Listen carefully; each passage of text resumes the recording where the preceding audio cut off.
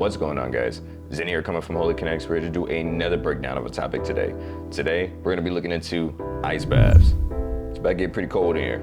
Let's dive into it. So an ice bath, also known as cold water immersion or cold therapy, involves immersing the body in cold water, typically with ice added for a certain amount of time. It's a form of therapy often used by athletes and bodybuilders, people in fitness, and particularly anybody in sports that involve heavy, intense physical activity.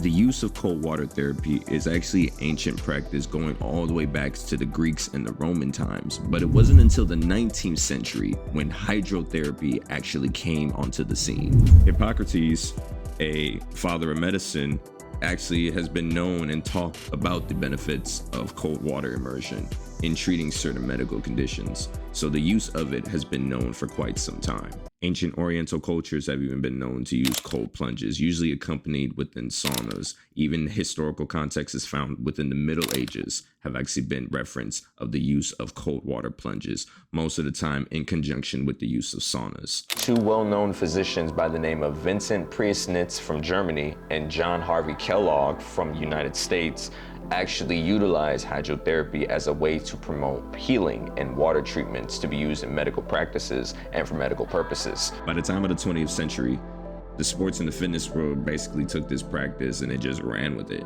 Cold water immersion started to show up in various different types of form. You see it in basketball players, you would see football players doing this, you would see bodybuilders doing this, and it started to become a practice that is a known practice to help aid in recovery. But beyond the physical aspect of the benefits of cold plunging or ice baths, besides the muscle inflammation and the reduction of soreness, besides the cooling down effect and the instant effect of cortisol being shot to the body because of cold plunges, there's also a therapeutic effect that comes from it as well. When you expose yourself to coldness, you actually release a chemical called norepinephrine, a neurotransmitter that plays a role in mood regulation. And this actually helps for people to feel the sense of ecstaticness and joy that comes out of jumping out of a cold plunge, or even some sense of shock that a lot of times is associated with as well. Now, with all that being said, there are some mixed studies still that do show up, and even in recent studies that go back and forth on whether or not cold plunging actually does help and benefit the muscle in reducing muscle soreness and inflammation. Cold plunging too has also been picked up by the biohacking industry as well, and has been a main practice that almost all fitness influencers and gurus swear by, that cold plunging is the secret to all knowledge and the secret to all skills that you're trying to learn. Those studies are varied. Mental toughness has been one of the big things that have been known as one of the psychological benefits that come with the use of ice baths. Putting yourself in danger, putting yourself in a moment of stress, of high stress, that allows you to be able to combat that. And it's kind of like the exposure of stimulus to someone. If you expose someone to a certain amount of stimulus, they get used to it. And if they become used to it, anything that's underneath that level of stimulus doesn't affect them anymore. This same reference is applied with the use of ice baths.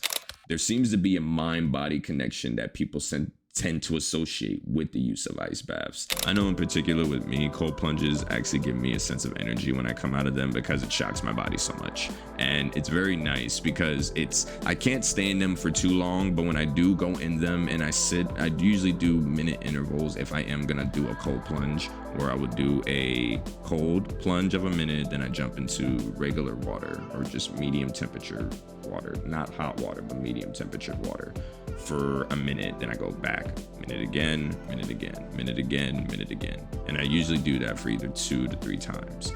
The mental clarity that I receive from that is amazing. It is a great way to just reset your body, and it's a great way to also liven your senses. And for me, it's a great way to wake me up. And with some of these studies that you're going to be seeing in the following couple of pictures, we're going to be studies that show references to not only stress relief, but also studies showing some benefits in sleep quality, some benefits in just mental resilience, and going back to that word that we talked about earlier, fortitude seems to develop that as well. So how do you use cold plunges? And what is your daily regimen when it comes to actually using them?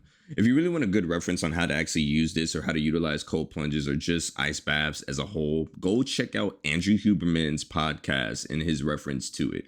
Yes, I know all the biohackers in the comments and all the biohackers that are subscribed are going crazy right now. But yes, go follow Andrew Huberman and go check out his podcast when he talks about ice baths. He likes to incorporate cold plunges within his morning routines as part of his optimization schedule when it comes to him waking up every day, which is a very good practice that people do. Please keep in mind the range of temperatures when you're doing your ice baths.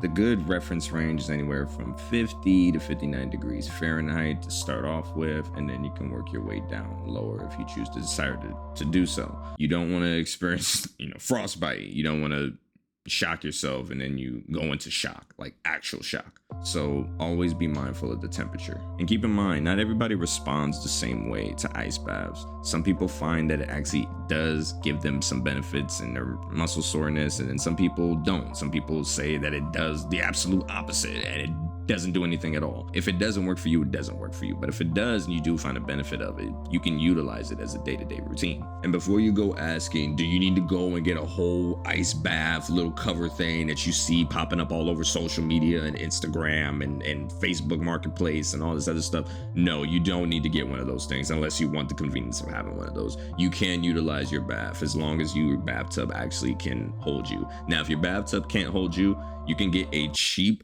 little big bucket from Home Depot and use those as well. You don't need to go and spend a ton of money to go and get a special fancy one if you don't necessarily need it. But if you want a fancy one, by all means, go and get it. You really only need around 1 to maybe 2 bags of ice per person. The average person is only going to really need 1 bag of ice if you're going to be dumping it into a bathtub or dumping it into a container, if you are going to be on the smaller size. But if you're going to be, say you're on the bigger size, anywhere from maybe 5'7" to and up, then I would recommend maybe 2 bags just to be on the safer side so the water actually cools to a decent temperature. You want to make sure that you gauge yourself before you go into cold plunging. Don't just jump into some 30-degree cold plunge bullshit and now you're sitting there freezing your ass off and you go hypothermic. Like, come on. But with that, we're gonna end it right here, guys. Please let me know what you think. Please let me know if you do any ice baths. Do you do cold plunges? Do you do it every day like Andrew Huberman? Is it part of your schedule? Do you even do cold plunges at all? Do you despise it?